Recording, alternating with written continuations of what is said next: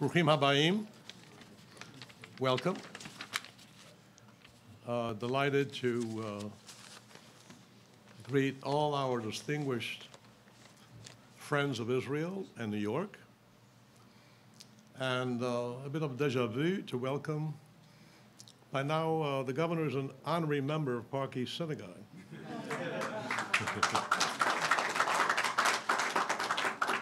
And I will never forget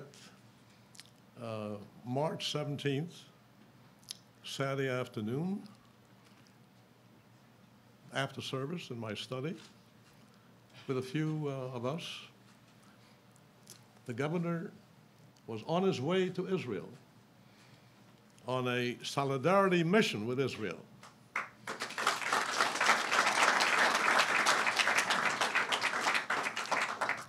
So we had a very good discussion.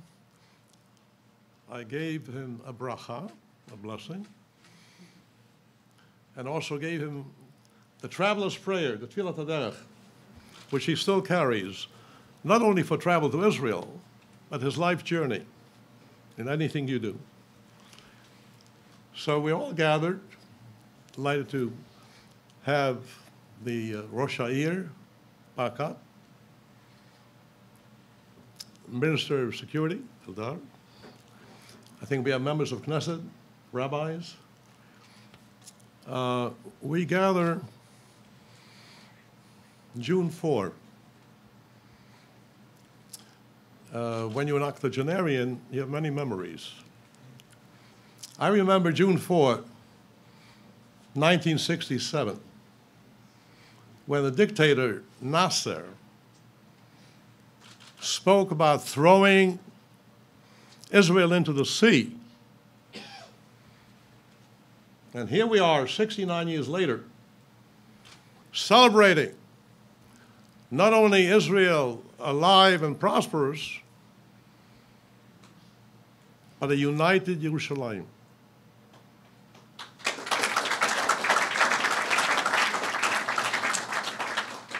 And that is due to the bravery of our brothers and sisters in Israel, but also to the solidarity of the Jewish community and the support of friends like Andrew Cuomo and many of you.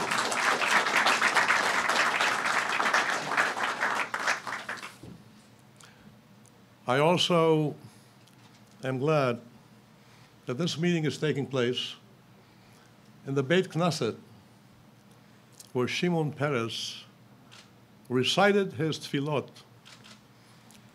on Rosh Hashanah and Yom Kippur. He used to come to the UN, to speak at the UN. He sat next to me, and he loved Chazanut, going back to his origins, formerly Poland, now Belarus, and particularly one prayer, Avinu Malkeinu, which he loved, Kol Nidre, which he loved, and he would sing and hum along.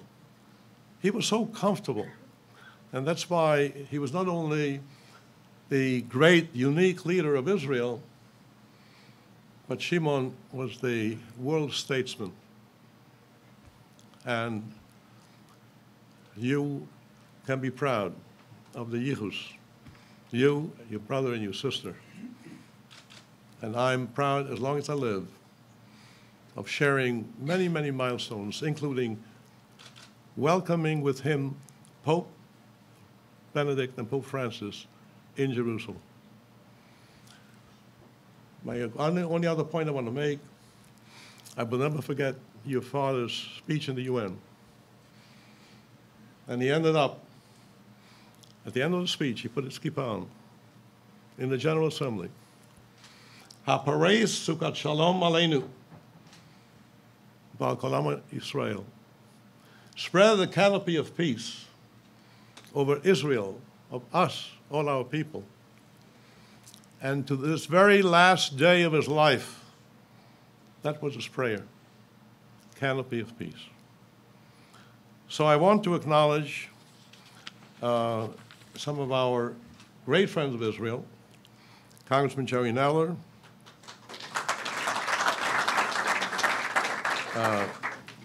our alumnus, Ben Carlos, and member, very proud, Councilmember Rory Lansman, Councilmember Mark Levine, Councilmember Jimmy Baca, Eric Goldstein, the CEO of UJA, Malcolm Hunline, President's Conference, Michael Miller, CEO of Jewish Community Relations Council, my colleague Rabbi Joe Potasnik in uniform, where are you? He must be marching by now. Dr. Howard Zucker, Commissioner of New York State Department of Health, and Howard Zemsky, who accompanied you. Howard, where are you? Okay, so you negotiated all the economic ties now between the Empire State, right, and Israel. And we're talking about $100 billion, and, at least, okay. What unites us all is the democratic values that Israel, the young democracy, shares with our blessed land, the United States of America. The United States, Israel, we're in this together. And this is the bond that can never be severed. Administrations come and go, but the people-to-people achdut, we're one. We swim together. That's what it's all about. Governor Cuomo, Andrew, again, following in the tradition of your beloved father, Mari of blessed memory, who was under the influence of my friend, Rabbi Mopshowitz. You are carrying on this commitment, this love, not only for the Jewish community here in New York, concerned about our security, fighting anti-Semitism, fighting BDS, but you love Israel. And we are grateful for all you have done.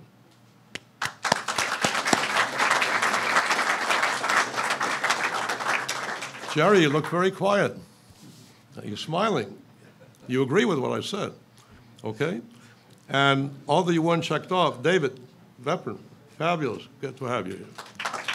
Okay. I just want to finally introduce Borough President, of course. Again, we were together just the other day, the Jewish Hall of Fame in Manhattan. Thank you. Wonderful. And we're under your jurisdiction. And finally, we're very blessed to have Ambassador Danny Dayan,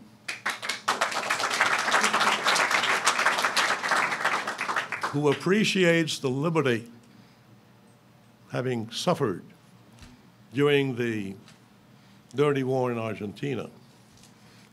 He values freedom. He values liberty, and has really become the great bridge builder between Israel and the largest Jewish community in the world. Let's warmly welcome Ambassador Dayan.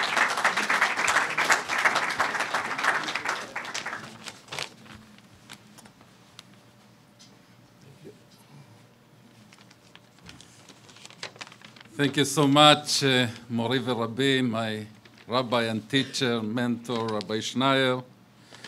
Good morning to you. I would also like to acknowledge two Israeli parliamentarians, very important ones, Knesset member David Bitan and Knesset member Stav Shafir.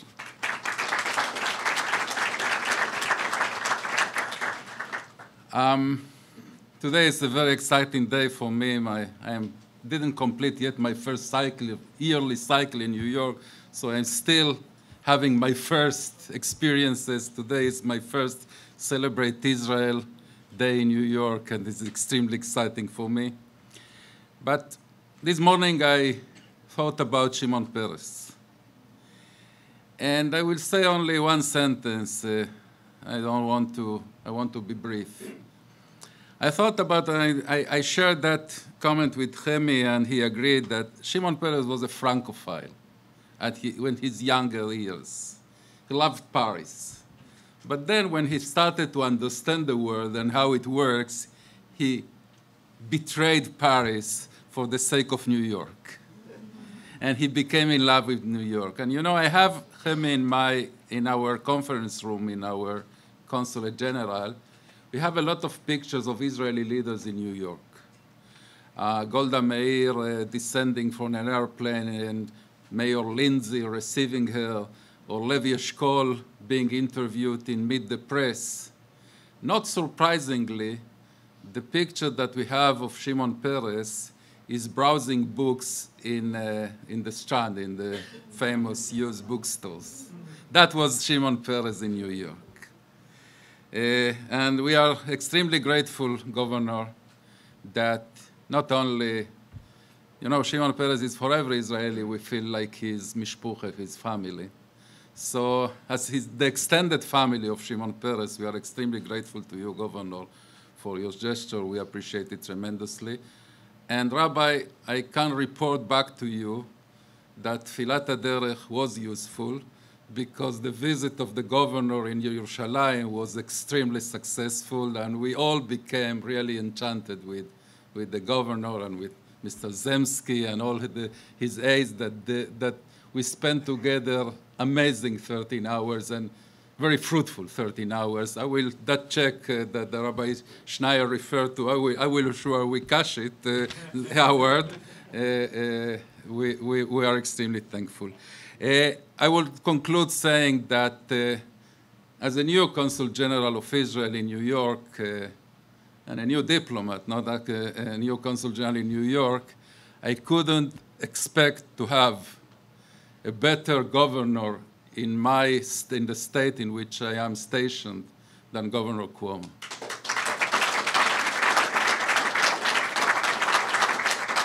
There is no truer friend or truer partner to the state of Israel than Governor Andrew Cuomo. And we look forward to keep working with the governor for the sake of the common values that unite Israel and New York State. I have the great honor and privilege to introduce the 56th governor of New York, the Empire State, New York State, Governor Andrew Cuomo.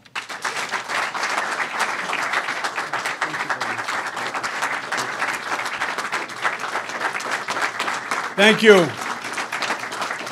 Thank you very much. Thank you very much. Thank you. Well, thank you very much, Consul General, for that very kind introduction. And he has been a great Consul General to New York. Now, as Consul General, there are a number of states that are actually in the purview of the Consul General. But I know that Ambassador Dayan loves New York more than any other state. He doesn't want to admit it. You know, it's like you have children you can't say. But I saw him the other day wearing an I Love New York shirt. I know that he doesn't have an I Love New Jersey shirt or an I Love Philadelphia shirt.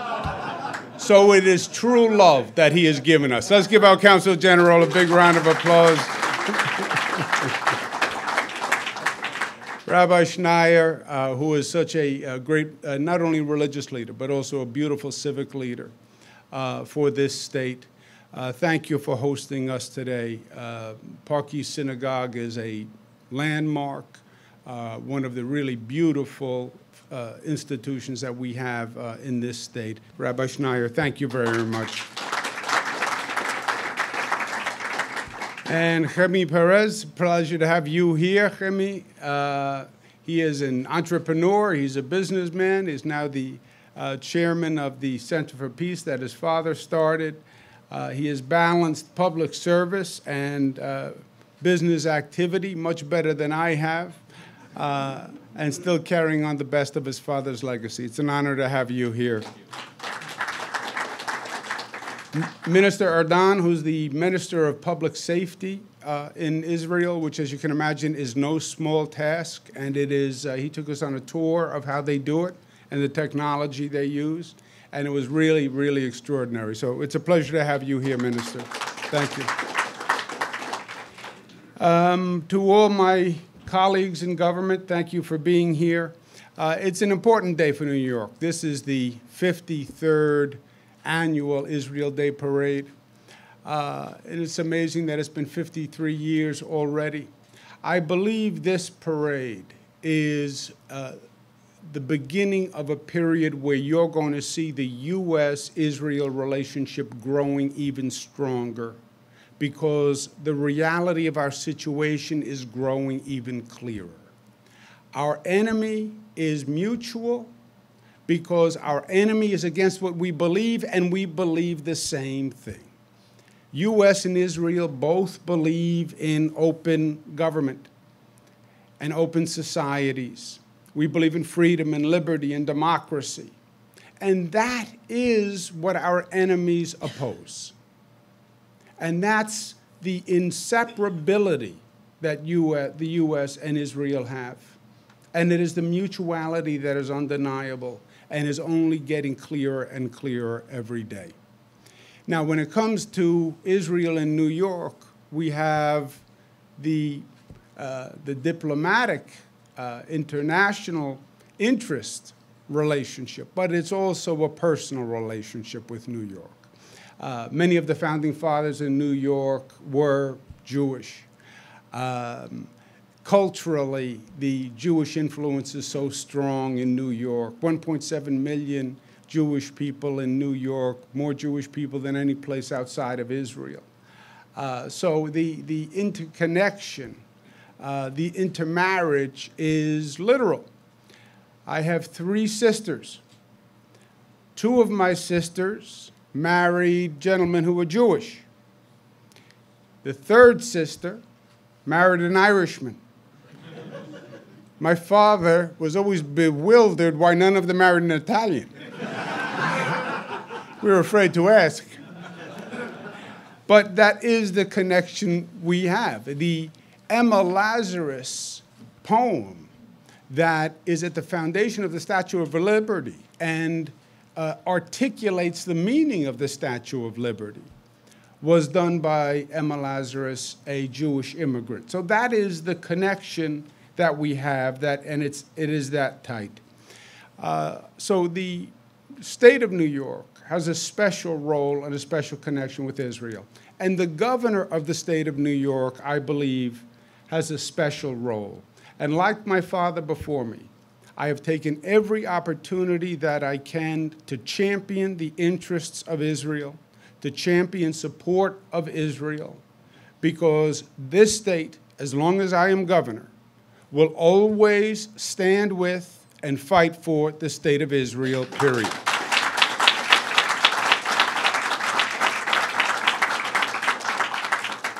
We have done a lot during our administration to strengthen those bonds. We have academic exchange programs. As you heard, Howard Zemsky is here. We have economic development programs. Howard came with me this past March. We went to Israel. We made a number of business transactions. I think Israel got the better for it, but that's okay. Howard tried his best. He was just outgunned. Commissioner of Health is here. We have health exchange programs. So we're doing everything we can to develop the relationship. And we're doing everything we can when Israel needs a friend. Last year, the BDS movement was starting, the Boycott, Disinvestment, and Sanction movement. And it was picking up steam.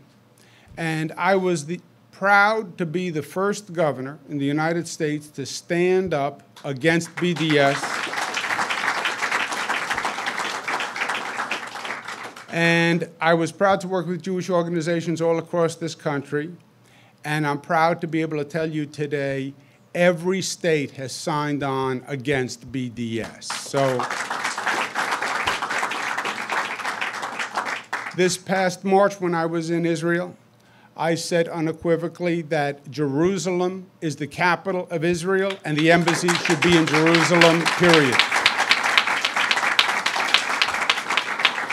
So our support is strong and solid, and it will not change. But today is not just the 53rd annual salute to Israel. It is also the first day proclaimed in the state of New York in honor of Shimon Peres. Now, I met in person Shimon Peres when he was Minister of Regional Coordination. I was the HUD Secretary under the Clinton administration, Housing and Urban Development Secretary. And I was being sent to Israel because President Clinton wanted to set up a binational commission on housing and community development.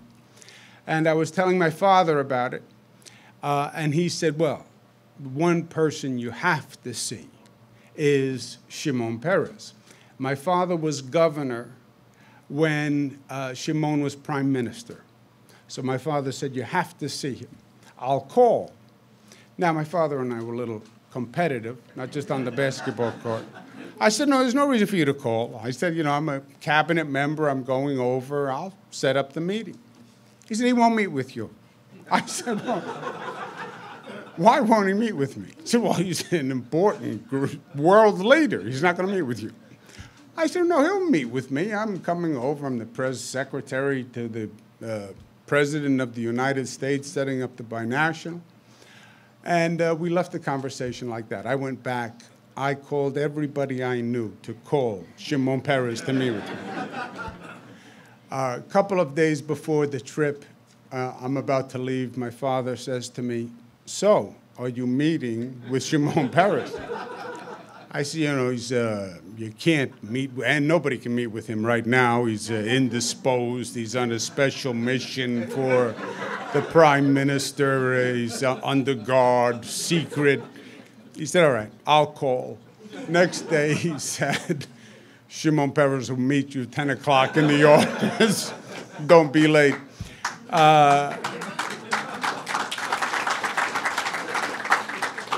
But I have worked with presidents, senators, world leaders all across the globe.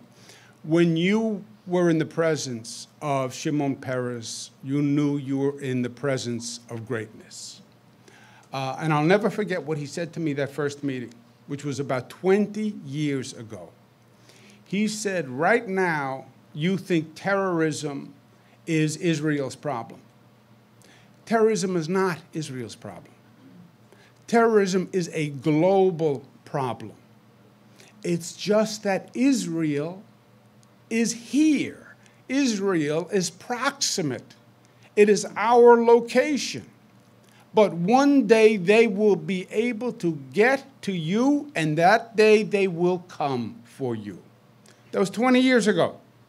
That was before 9/11, when it was unheard of. But talk about visionary. That is exactly what has happened. The world has gotten smaller.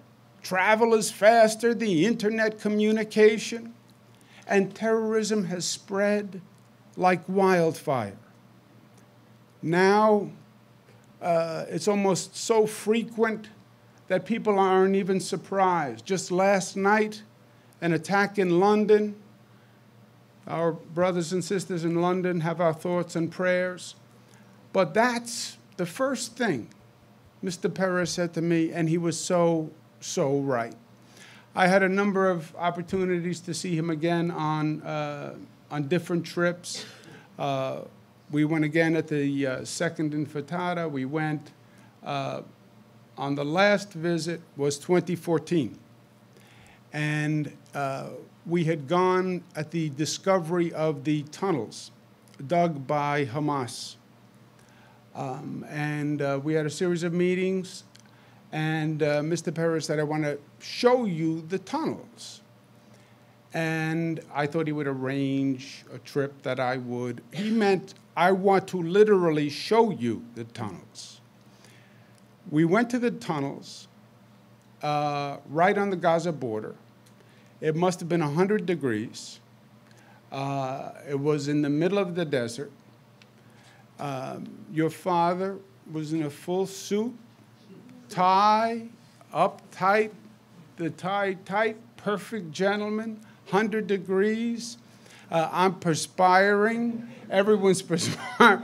And he looked with such class and such elegance, which is how he always represented himself. And he wanted me to see the tunnels because he wanted me to understand how sophisticated the tunnels were. You know, when you hear they dug a tunnel, you think, you know, like a prison escape movie. They dug it. These were concrete tunnels with electrical conduit through them. And it showed the intensity of the enemy, that they would go through this much trouble just to get near one kibbutz, because the tunnel came up a few hundred yards from a kibbutz. And Mr. Perez's point was, this is how dedicated these people are to the destruction of Israel. He was extraordinary, and anyone who was in his presence knew that. I believe that great leaders have an additional dimension to an afterlife. The strength of their character is so powerful, their voices are so resonant, their wisdom is so prophetic, that in many ways they never die. And in many ways they are still with us. And I believe that Mr. Perez is still with us. And that's why it is my honor to proclaim today, June 4th, Shimon Peres Day in the state of New York.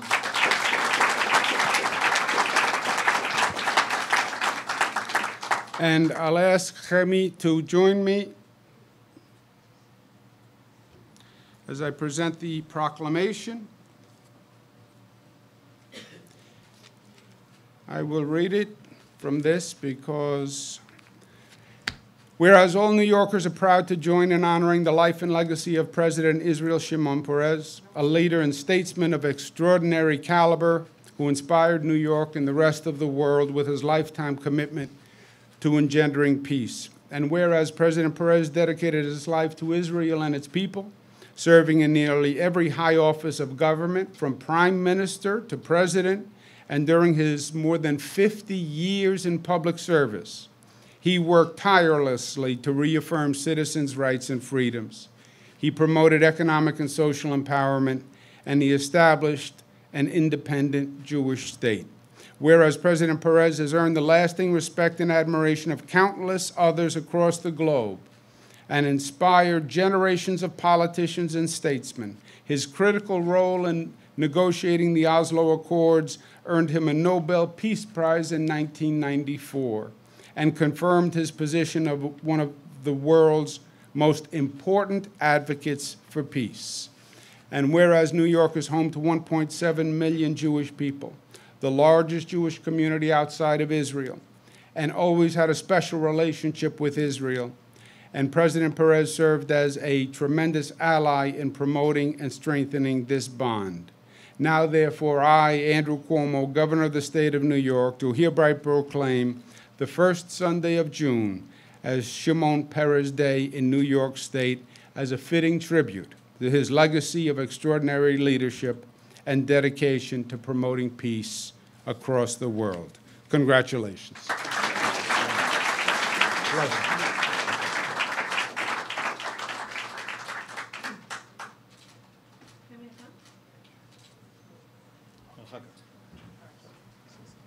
I'll take it.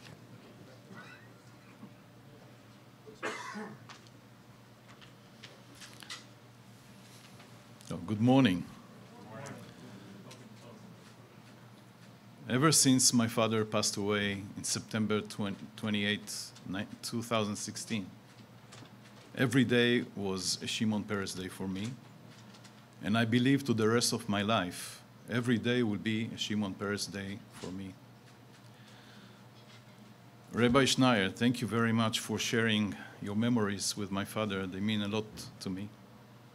And Consul General Dayan, thank you so much for sharing his life to Paris and New York and books.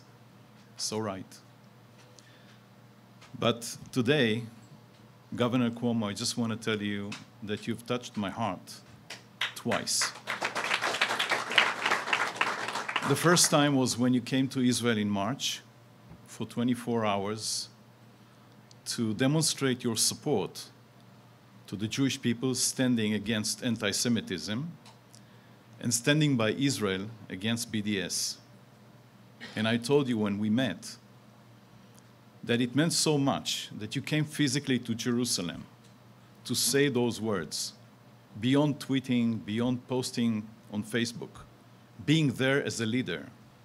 It meant a lot to me. But even more, when you told me about the proclamation of the New York State, you really, really touched my heart. It means a lot. And today you did it again. Putting the Shimon Peres Day on the first Sunday of every June together with the parade to support the State of Israel makes it even more important and meaningful. My father was there when the state was just about to begin. Was one of the founding fathers, one of the builders of Israel, and all his life was dedicated to the service of the State of Israel. I can't think of a greater honor offered by New York State putting this day together with a parade to support the State of Israel. It cannot be taken for granted. We live at very tough times, and when we spoke about terrorism, you told me that he told you 20 years ago that the ocean will not protect us because terrorism, at the end of the day, is against democracy. And I had the same thoughts this morning when I landed with El Al, hearing about the atrocities in London, and I share with you the heartfelt condolences to the victims in London. My father's last project in his life was a book dedicated to the young generation. The book is coming up in the first annual Memorial Day on September 14. The book is called No Room for Small Dreams. And this is a story that my father tells about his life, where he shares with the young generation. When I say young, by the way, it's young in age, but young in spirit. Because my father used to say that you are as young as your dreams. He said, count the dreams in your head. If you have more dreams than achievements, then you're still young. And I'm sure, Governor Cuomo, with all your achievements, you still have dreams. And you're young. And he told me just a few days before he passed away that if he has any regrets in his life, is that when he sees the reality, what happened with the State of Israel, he thinks that his dreams are not big enough. So with that in mind, I suggest when we all go here and march, let's remember that the Israeli dream is a great one, but we have many, many more dreams for Israel, just like you have many, many more dreams for the United States.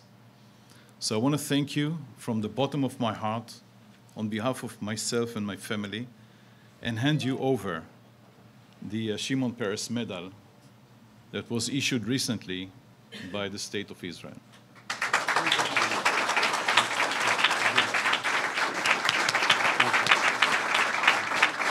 And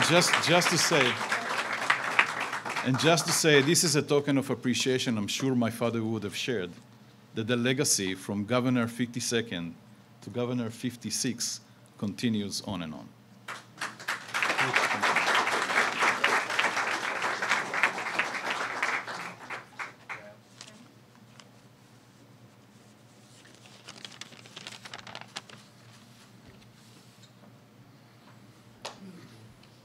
Thank you so much, Chemi. Thank you, all of you, for coming this morning for this beautiful and moving celebration of the life and achievements of Shimon Peres and the strong bonds between the State of Israel and the State of New York. Today, by the way, is also, we celebrate another anniversary. Exactly 1 year ago this week, Governor Cuomo proudly proclaimed, whoever boycotts Israel, New York State boycotts him. So, Governor, we are especially grateful to you for bringing us together today in honor of Shimon Peres. You continue to work tirelessly to support the Jewish people and strengthen the ties that bind New York and the State of Israel. Thank you so much, Governor. Thank you so much to all of you. And lehitraot in the Celebrate Israel parade.